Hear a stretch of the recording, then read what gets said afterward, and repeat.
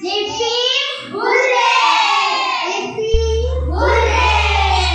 Everyone, मैं रेशम तुलसियानी उपहार अंतर का लास्ट एपिसोड आप सबके साथ पेश करती हूँ। और अगर आपने हमारे प्रीवियस एपिसोड्स को मिस कर दिया हो so please check out, we have covered some really interesting stories. Uphaar unplugged. आज हमारे साथ हैं एक ordinary person with an extraordinary life, जो कि है मिसेस गीता वत्सल्यपुरम ऑर्फनेज से, जो इतने सारे बच्चों को संभालती हैं और उनकी देखभाल करती हैं। Thank you so much ma'am कि आज आप हमारे साथ जुड़े अपना कीमती समय निकालकर। प्लीज़ हमें अपने बारे में कुछ बताइए। थैंक यू आपको कि आप हमारे एनजीओ में आए और काफ़ी टाइम से जुड़े हुए हो। पहली बात तो आपने इस ऑर्फनेज में आकर इसकी शुरुआत कैसे किया? ये डिसीजन एक्चुअली जो वात्सल्यपुरम फाउंडेशन है, ये एक्चुअली शिखा जैन जो संस्था की मेन संस्थापक है, डायरेक्टर है, उन्होंने अकेले इस संस्था को स्टार्ट किया था, सिंगल पर्सन। एंड बहुत कम एज है उनकी। इस कार्य को शुरू करने के लिए उन्होंने ये सपना स्कूल टाइम में देखा था जी। और अपने सपने को साकार करने के लिए और ऐसे बच्चों के लिए काम करना जिनके मदर फादर का साथ उनके सर से हट गया है, ऐसे बच्चों को एजुकेशन और एक अच्छा जीवन देने की उनकी कोशिश थी।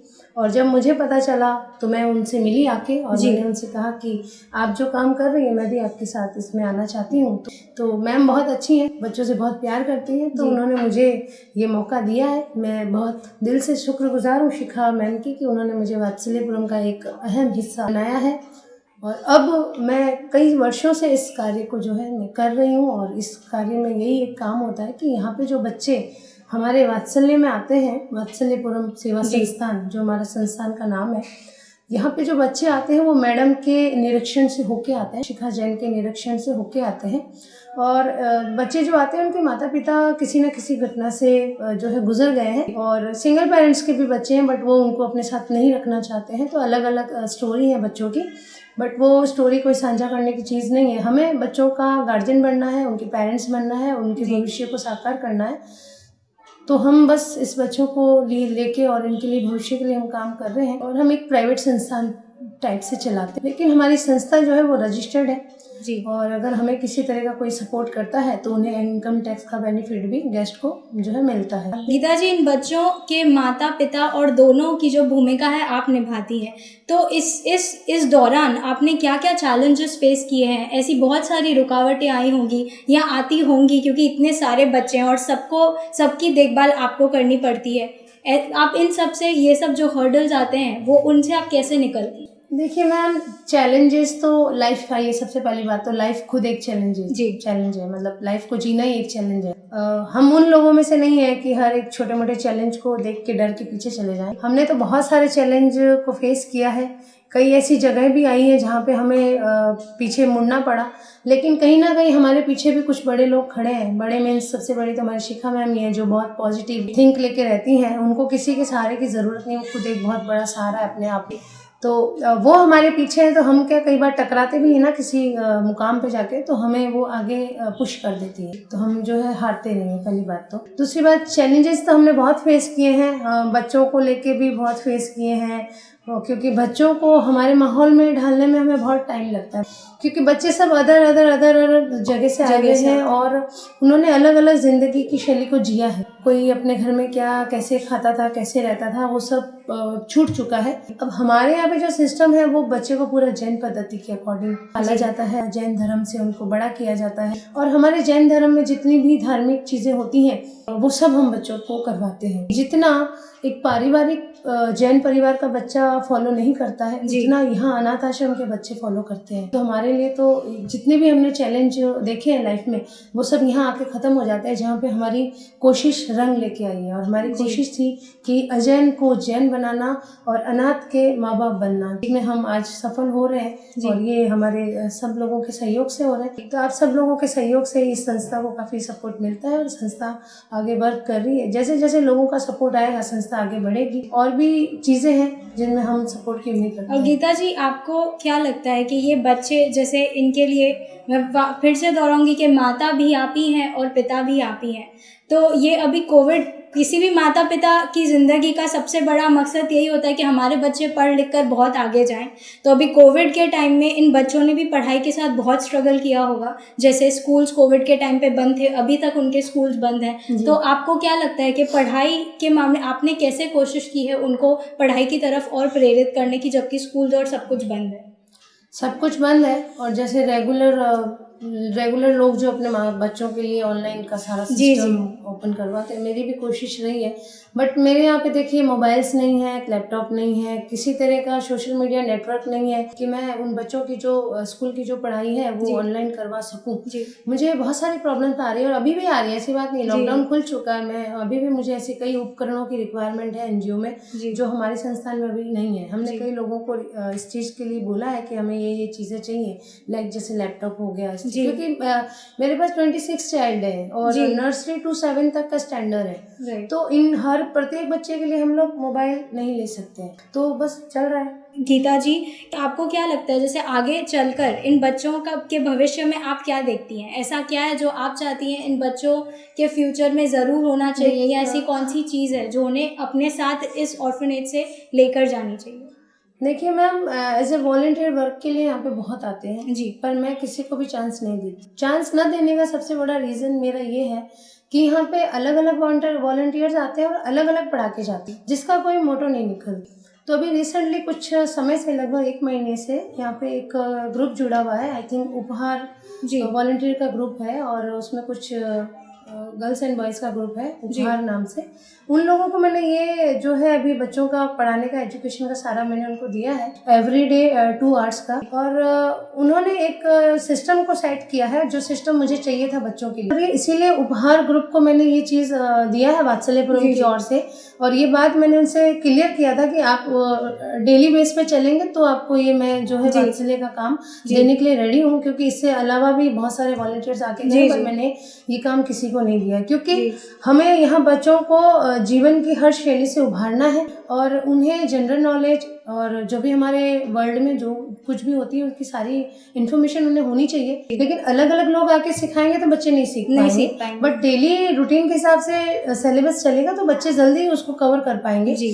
और स्कूल की पढ़ाई तो ऑलमोस्ट बहुत ज़्यादा मेरी लॉस में चल रही है अभी काफ़ी टाइम, क्योंकि बच्चे स्कूल को बहुत मिस कर रहे हैं। सबसे बड़ी बात तो क्योंकि वहाँ पे उनको खेलने का पैलेस भी मिलता है, यहाँ पे ये मेरा इंडोर कुछ भी नहीं है यहाँ, तो बच्चे स्कूल मिस कर रहे हैं। बस हम चाहते हैं कि जल्दी से जल्दी स्कूल ओपन हो जाए। और रही बात बच्चों के माता पिता के रोल की, तो वो भगवान महावीर के भरोसे हैं। महावीर ही उनकी माँ है और महावीर ही उनके पिता हैं जी। हम खुद महावीर की संतान है।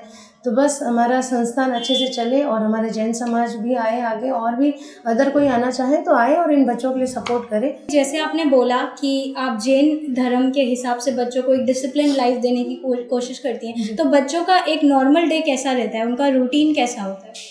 देखिए, जैन धर्म के हिसाब से तो अर्ली मॉर्निंग उठना होता है। अच्छा, क्या ये बच्चे उठते हैं उतना अर्ली? मेरे बच्चे 4:30 AM एवरी डे, 365 दिन, सर्दी गर्मी धूप कुछ भी हो, उन्हें कोई फर्क नहीं पड़ता है। और ये नियम मेरे तीनों संस्थान में है। अच्छा, सिर्फ ऐसा ही नहीं कि सूरत में ये नियम चालू है, ये मेरा राजस्थान में भी है, बेंगलोर में भी है और सूरत में भी है। मेरे बच्चे सुबह 5 बजे तक, सारे बच्चे हमारे उठ जाते हैं, 7 बजे तक नहा धो के वो लोग रेडी हो जाते हैं। फिर उनका एवरीडे पौने घंटे का योगा होता है, 20 मिनट उनके नाश्ते के चले जाते हैं। उसके बाद में वो लोग अपनी धर्म की पाठशाला लेते हैं, जिसमें हमारा जैन धार्मिक का सारा बच्चों को पढ़ाया जाता है, जिसके लिए नियमित रूप से यहाँ टीचर आते हैं। अच्छा, धर्म पढ़ाने के लिए गुरुजी आते हैं।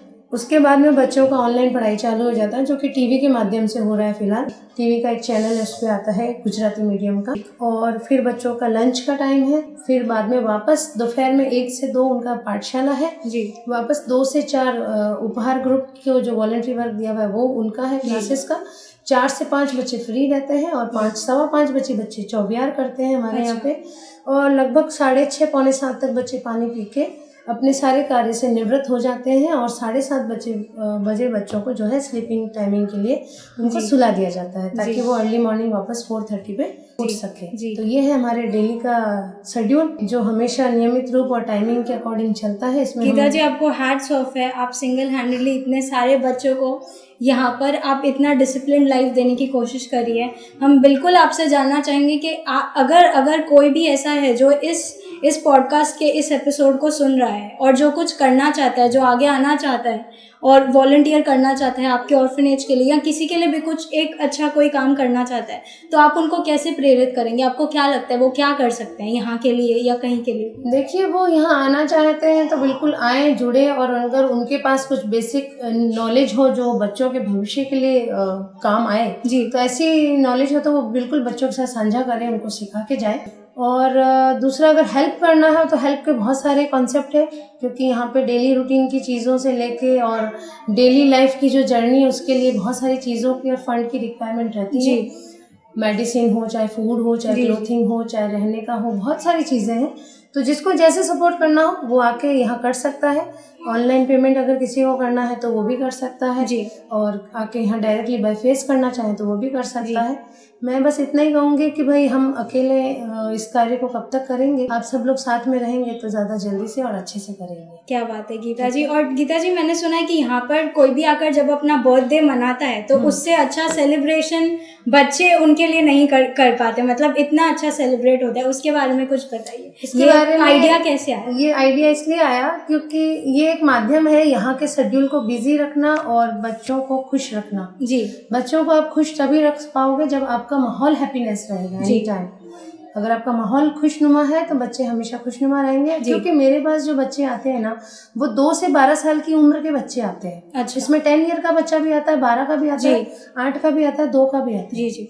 अब ये बच्चों ने अपने फादर और मदर को अपनी आंखों के सामने जो है खो दिया है जी। तो ये उन चीज़ों को भूल नहीं पाएंगे जब तक आप उनको आगे का माहौल जी खुशनुमा नहीं दोगे।